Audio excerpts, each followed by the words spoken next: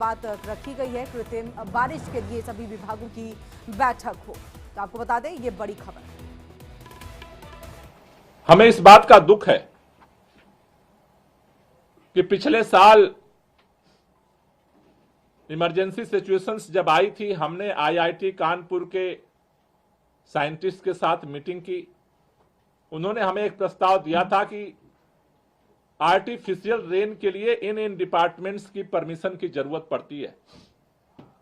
उस समय कम था, इसलिए इस बार हमने अगस्त में ही इसके लिए तैयारी शुरू की कि अगर इमरजेंसी सिचुएशन आती है तो पहले से ही अगर सारी तैयारियां रहती है तो हम दिल्ली के लोगों को इमरजेंसी सिचुएशन से बचा सकते हैं। आपको मैं बताना चाहता हूं, मैंने पहली चिट्ठी 30 अगस्त को माननीय पर्यावरण मंत्री जी को भेजी थी। उनकी तरफ से कोई जवाब नहीं आया। उसके बाद फिर हमने 10 अक्टूबर को यह चिट्ठी भेजी कि एक मीटिंग बुला लीजिए। कोई जवाब नहीं आया। उसके बाद फिर हमने 23 अक्टूबर को चिट्ठी लिखी, एक मीटिंग तो बुला लीजिए। कोई जवाब नहीं आया। उसके बाद फिर हमने केंद्रीय पर्यावरण मंत्री और माननीय केंद्रीय कृषि मंत्री जी के साथ ऑनलाइन मीटिंग लंबी गुहार के बाद अक्टूबर में बुलाई गई। मैंने उसमें भी उन लोगों से अपील की कि प्लीज समय दे दीजिए, एक मीटिंग बुला लीजिए। नहीं बुलाई गई। आज फिर आप सब जानते हैं कि आज दिल्ली की स्थिति, पूरे उत्तर भारत की स्थिति क्या है, लोगों को किस संकट से गुजरना पड़ रहा है।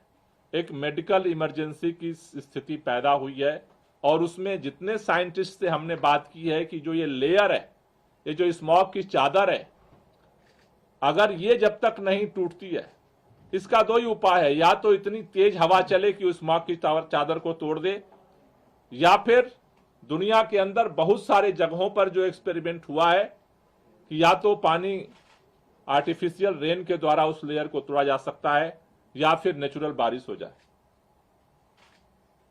ऐसे में बहुत ही दुख के साथ हमें कहना पड़ रहा है कि आज भारत में एक ऐसी सरकार भारतीय जनता पार्टी की केंद्र में बैठी है जो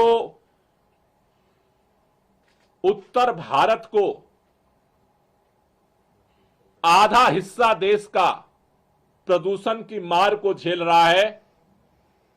उस सरकार के पर्यावरण मंत्री को अगस्त, सितंबर, अक्टूबर और आज 19 नवंबर है, लगातार अपील करने के बावजूद भी, चिट्ठियां लिखने के बावजूद भी, लगातार प्रयास करने के बावजूद भी एक मीटिंग बुलाने की फुर्सत नहीं है।